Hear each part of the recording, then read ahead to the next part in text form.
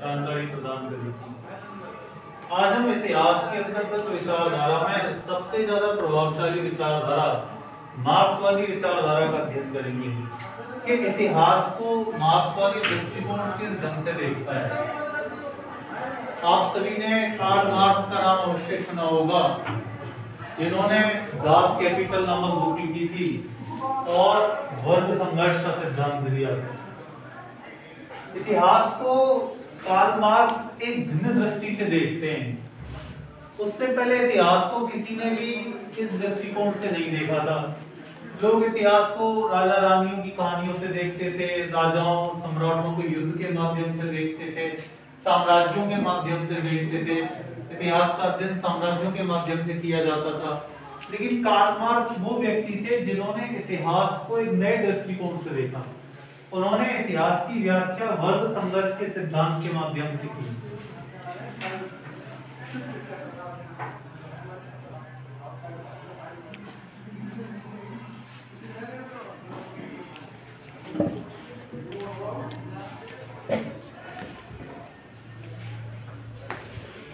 वर्ग संघर्ष के सिद्धांत से क्या तात्पर्य है? Class struggle. देखिए, दो चीज होती है इतिहास में या हम समाज में देखें, वर्ग को इंग्लिश में क्लास बोलते हैं। मार्क्स ने माना कि इतिहास में सदैव वर्गों के मध्य में संघर्ष रहा है। और ये कौन से वर्ग रहे? उन्होंने कहा कि इतिहास में सदैव दो वर्ग रहे हैं, एक संपत्तिशाली वर्ग,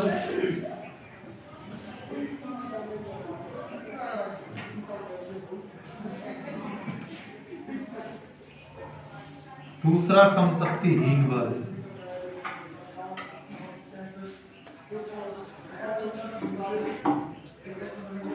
और इतिहास इन्हीं के मध्य में संघर्ष के माध्यम से विकसित होता रहा है। संपत्तिशाली वर्ग से क्या तात्पर्य था? संपत्तिशाली वर्ग से तात्पर्य था कि समाज का वो तबका जो उत्पादन के साधनों पर नियंत्रण स्थापित रखता है। उत्पादन के साधन जैसे कृषि भूमि, कल कारखाने, दुकानें, अर्थात जो चीजें उत्पादन करती हैं उन पर जिस वर्ग का प्रभुत्व होता है वो संपत्तिशाली वर्ग कहलाता है। संपत्तिहीन वर्ग कौन सा है? श्रमिक वर्ग। जो अपनी मजदूरी बेचता है वो संपत्तिहीन वर्ग है।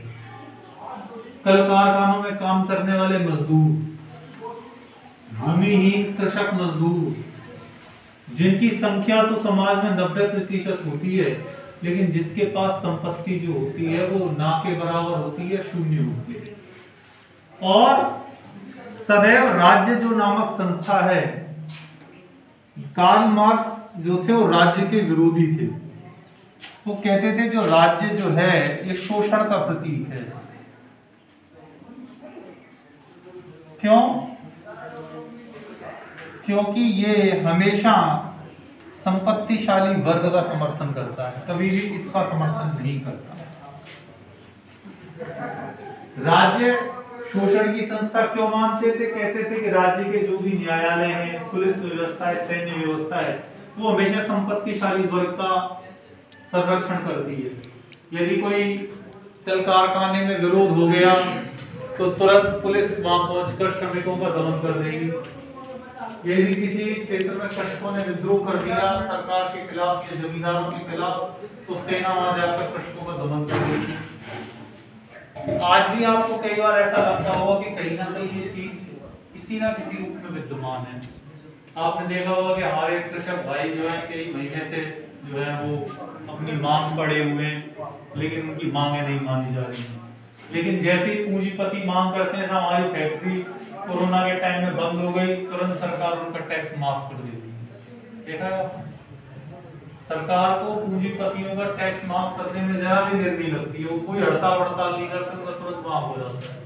लेकिन कृषक को अपनी छोटी सी मांग मंगवाने के लिए भी सर्दियों में भी सड़क पर पड़े रहना पड़ता है, जबकि इस बात की कोई गारंटी नहीं है कि उनकी मांगे मान ली जाए।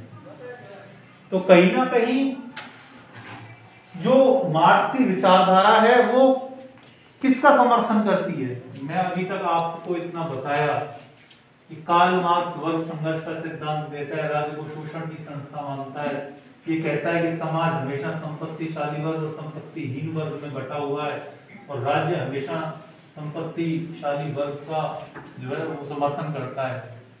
तो आपको अब तक मैंने जो बताया, जो पढ़ाया, उससे क्या लगता है कि मार्क्स की जो जुड़ाव है, मार्क्स का जो हित है, या मार्क्स का जो संबंध है, या मार्क्स कौन सा वर्ग है जिसके साथ वो अपनी निकटता स्थापित कर रहा है, जिसके प्रति वो संवेदनशील है।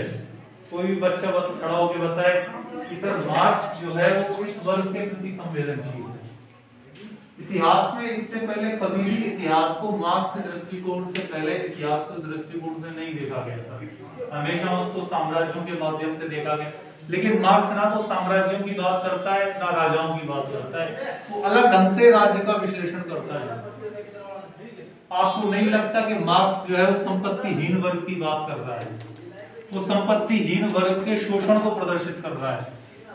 इसलिए मार्क्स की जो विचारधारा है वो निम्न वर्ग की विचारधारा है। मार्क्स अपने संपूर्ण चिंतन में इस वर्ग के प्रति बहुत ही संवेदनशील रहा है। उसने कहा है कि इसके लिए कोई भी इतिहास नहीं लिखा गया इसका संपत्तिहीन वर्ग का।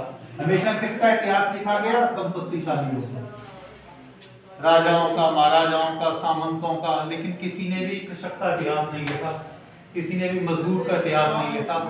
जबकि जो साम्राज्य उभरे, जो साम्राज्य बने, किसी ने भी सैनिकों का इतिहास नहीं लिखा। सैनिक युद्ध में मारे जा रहे हैं, कृषक उत्पादन कर रहे हैं, मजदूर फैक्ट्रियों में उत्पादन कर रहा है, लेकिन उसका इतिहास कहीं नहीं लिखा गया। इतिहास किसका लिखा गया? संपत्तिशाली वर्ग। तो मार्क्स की बहुत ज्यादा गहरी रुचि थी संपत्तिहीन वर्ग में, या दूसरे शब्दों में कहें तो शोषक, जो शोषण का शिकार थे उस वर्ग के प्रति। और मार्क्स चाहता था कि ऐसा इतिहास लिखा जाए या समाज में ऐसा परिवर्तन लाया जाए। मार्क्स केवल इतिहास ही नहीं लिख रहे थे, बल्कि ये प्रेरणा भी दे रहे थे कि आगे इतिहास ऐसा हो जिसमें इस वर्ग की उन्नति हो, इस वर्ग को शक्ति प्राप्त हो, इस वर्ग को ताकत मिले, इस वर्ग का उत्थान हो। अर्थात मार्क्स इतिहास को एक नए दृष्टिकोण से देखते हैं और उसको एक नई तरीके से लिखने पर बल देते हैं। दास कैपिटल 1848 की उनकी प्रकाशित पुस्तक है। तो मार्क्स के विचार शीघ्र ही पूरी दुनिया में इतने ज्यादा लोकप्रिय हुए कि पूंजीवादी विचारधारा जिसके प्रवर्तक यूरोपियन राष्ट्र थे और अमेरिका था, शीघ्र ही उनके सामने एक बड़ा संकट खड़ा हो गया। क्योंकि ये जितने भी यूरोपियन राष्ट्र थे या ये जितने भी अमेरिकी राष्ट्र थे, वहां पर श्रमिकों का, किसानों का जमकर शोषण होता था और राज्य जो संस्था थी वो हमेशा जमींदारों का, फैक्ट्री मालिकों का समर्थन करती थी। धीरे धीरे ये विचारधारा इस वर्ग में लोकप्रिय होने लगी, क्योंकि ये इनकी हक की बात करता था। ये कहता था, मार्क्स कहता था कि जमीन पे जो व्यक्ति अनाज उगाएगा जमीन उसकी होगी। लेकिन होता क्या था, जमीनें सामंतों की होती थी। एक सामंत के पास 10-10 हजार बीघा जमीन और उस पर खेतिहर मजदूर काम कर रहे हैं और काम कर रहे हैं। जो काम करते थे बस उनको उसके बदले थोड़ा बहुत अनाज दीजिए जाता था, सारा अनाज जो था सामंत से ले लेता था। जैसे हमारे देश में राजाओं के टाइम में होता था। आम जनता जो थी वो किसकी थी? आम जनता जो थी खेतों में काम करती थी और उसके बदले उनको कुछ नहीं मिलता था, सिर्फ खाने पीने का सामान मिल जाता था।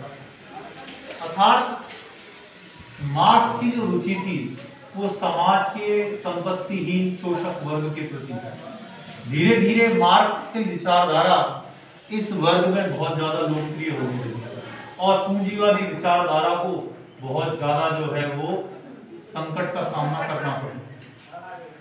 इतिहास में एक महत्वपूर्ण दौर आया जब 1917 में रूस के अंतर्गत साम्यवादी क्रांति हो गई। रूस एक सामंतवादी देश था जिसमें जार का शासन था। वहां के सम्राट को जार कहते थे और पूरी तरह से वहां की जो संपत्ति थी उस पर सामंतों का नियंत्रण था। फैक्ट्रियों पर निजी व्यक्तियों का नियंत्रण था। लेनिन के नेतृत्व में साम्यवादी क्रांति हुई और वहां पर पहली बार मार्क्स के सिद्धांतों को लागू किया गया और सिद्धांत ये था कि जो व्यक्ति जितना काम करेगा उसको उतना ही खाने को मिलेगा। अर्थात जो व्यक्ति काम नहीं करेगा मार्क्सवादी राज्य में, उसको खाने को नहीं मिलेगा। पूंजीपति काम करते नहीं थे, उनकी फैक्ट्री में हजारों लोग काम है।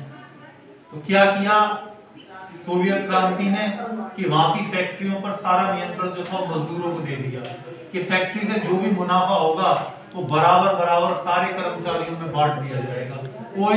कोई भी मालिक नहीं होगा, मैनेजर तो होंगे लेकिन मालिक नहीं होगा, क्योंकि पहले सारा मुनाफा मालिक ले जाते थे। जमीन सारी किसानों में बांट दी गई। पहले बड़े बड़े सामंत थे। आपको पता है कि रशिया जो है भारत से 7 गुना बड़ा देश है और उसकी आबादी भारत की 10वां हिस्सा भी नहीं है। रशिया की आबादी मुश्किल से 10 करोड़ है आज की तारीख में, और वो आकार में भारत से 7 गुना बड़ा देश है। तो आप अंदाज लगा सकते हो कि वहाँ एक व्यक्ति के नियंत्रण में कितनी ज्यादा जमीन आती है।